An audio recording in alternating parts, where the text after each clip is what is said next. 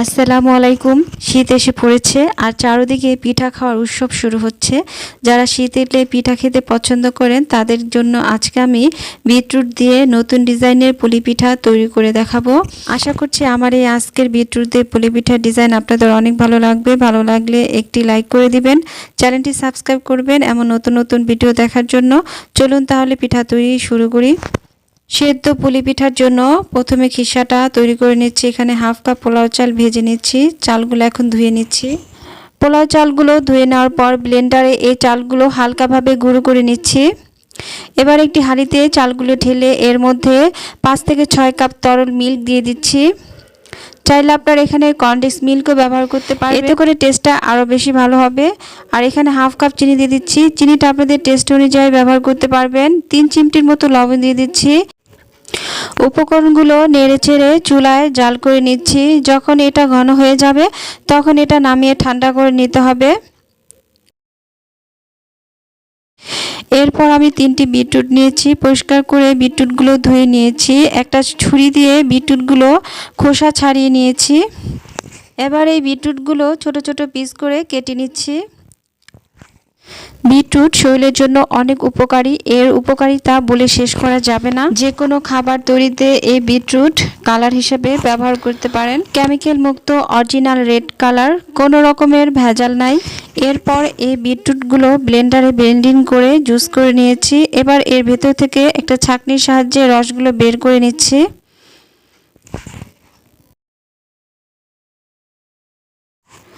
অবশিষ্টগুলো ফেলে দিচ্ছি। এবার এই বিটরুটের রসগুলো নিয়ে চুলায় চলে যাচ্ছি। এর মধ্যে দিয়ে দিচ্ছি সামান্য লবণ ও স্বাদমতো চিনি। ওপরের ফেনাটা ছেঁকে ফেলে দিচ্ছি। এখন এর মধ্যে দিয়ে দিচ্ছি 2 কাপ শুকনো চালের গুঁড়ি। চুলার আঁচটা মিডিয়ামে রেখে গুঁড়িটা নেড়েচেড়ে 2 মিনিটের মতো ঢেকে রেখে দিচ্ছি। এরপর অন্য একটি পাত্রে ঢেলে নিচ্ছি হালকা ঠান্ডা হওয়ার জন্য। একইভাবে সাদা ডোটাও তৈরি করে নিচ্ছি।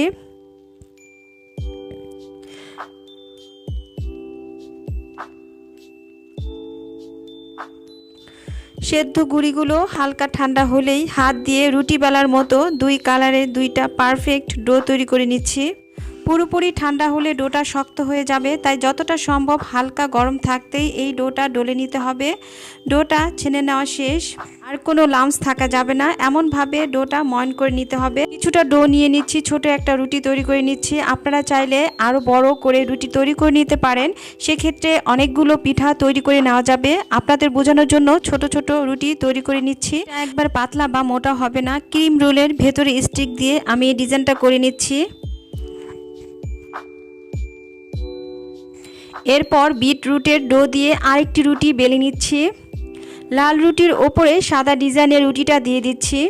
একটু বেলে নিয়ে 2টা রুটি একসাথে সেট করে নিচ্ছি। এখন একটা কাচের বাটির সাহায্যে পুলি পিঠাগুলো সমান করে কেটে নিচ্ছি।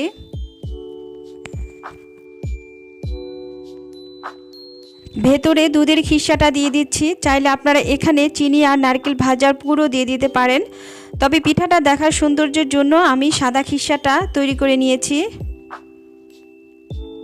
এরপর চারদিকটা সিল করে নিলাম। আর দেখতে পাচ্ছেন পিঠাটা কত সুন্দর হয়েছে। ঠিক একইভাবে আরেকটি পিঠা আপনাদের তৈরি করে দেখাচ্ছি।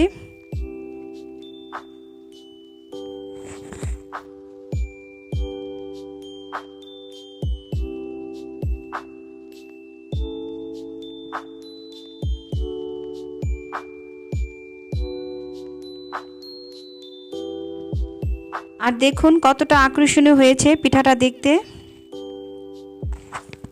এরপর আপনাদের লাভ ডিজাইনের পুলি পিঠাটা তৈরি করে দেখাচ্ছি। বিটরুটের ডো দিয়ে আরেকটি রুটি বেলে নিয়েছি। এর উপরে লাভ ডিজাইনের রুটিটা দিয়ে দিচ্ছি। 2টা রুটি একসাথে জোড়া লাগিয়ে দিচ্ছি। এখন একটা স্টিলের গ্লাসের সাহায্য নিচ্ছি। আপনারা চাইলে বাটির মাপেও কেটে নিতে পারেন। আপনাদের বোঝানোর জন্য আমি একটা বড় রুটি বানিয়ে ছোট ছোট সাইজে রুটি কেটে নিচ্ছি। এর মধ্যে খিসাটা দিয়ে ভালোভাবে সিল করে দিচ্ছি, যাতে করে খিসাটা বেরিয়ে না যায়। এভাবে করে 2টি ডিজাইনের পিঠা আমি তৈরি করে নিয়েছি। এই 2টি ডিজাইনের পিঠা বানানোর পর অবশিষ্ট যে ডো ছিল সেগুলো একসাথে করে বড় একটি রুটি বানিয়ে নিয়েছি। কেটে নিচ্ছি বাটির মাপে। মাঝখানে খিসাগুলো দিয়ে দিচ্ছি। এরপর দুই সাইডটা ভালোভাবে জোড়া লাগিয়ে দিচ্ছি যাতে খিসাগুলো বেরিয়ে না যায়। এখন আঙ্গুল দিয়ে চেপে চেপে এই ডিজাইনটা করে নিচ্ছি। এইভাবে করে পুষ্টিকর বিটরুট দিয়ে 3টি ডিজাইনের পুলি পিঠা তৈরি করে নিয়েছি। এবার এই পিঠাগুলো সেদ্ধর জন্য চুলায় চলে যাচ্ছি। রাইস কুকারে পানির ভাপে এই পিঠাগুলো সিদ্ধ করে নিচ্ছি। রাইস কুকারের এমন স্টেনার না থাকলে সেক্ষেত্রে আপনারা যে কোনো সিলভার হাঁড়িতে ছিদ্রযুক্ত ছাঁকনির উপরে পিঠাগুলো রেখে সেদ্ধ করে নিতে পারবেন। ঢেকে দিচ্ছি 5 মিনিটের জন্য। এই পিঠাগুলো সেদ্ধ হতে বেশি সময় লাগবে না, 5 থেকে 6 মিনিটের মধ্যে পিঠাগুলো তৈরি হয়ে যাবে। পুলি পিঠাগুলো তৈরি হয়ে গিয়েছে, এবার একটি একটি করে নামিয়ে নিচ্ছি। এরপরে আমি লাল ডিজাইনের পুলি পিঠাগুলো সেদ্ধ করে নিচ্ছি।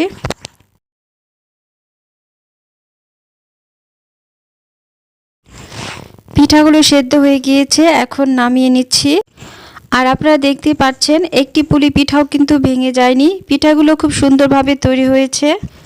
বিটরুট আমাদের শরীরের জন্য অনেক উপকারী, তাই কেমিক্যালের কালার ব্যবহার না করে এই শীতে এইভাবে বিটরুট দিয়ে আকর্ষণীয় এই পুলি পিঠাগুলো তৈরি করে খেতে পারেন। পিঠাগুলো দেখতে যেমন সুন্দর, খেতেও আলহামদুলিল্লাহ অনেক মজার।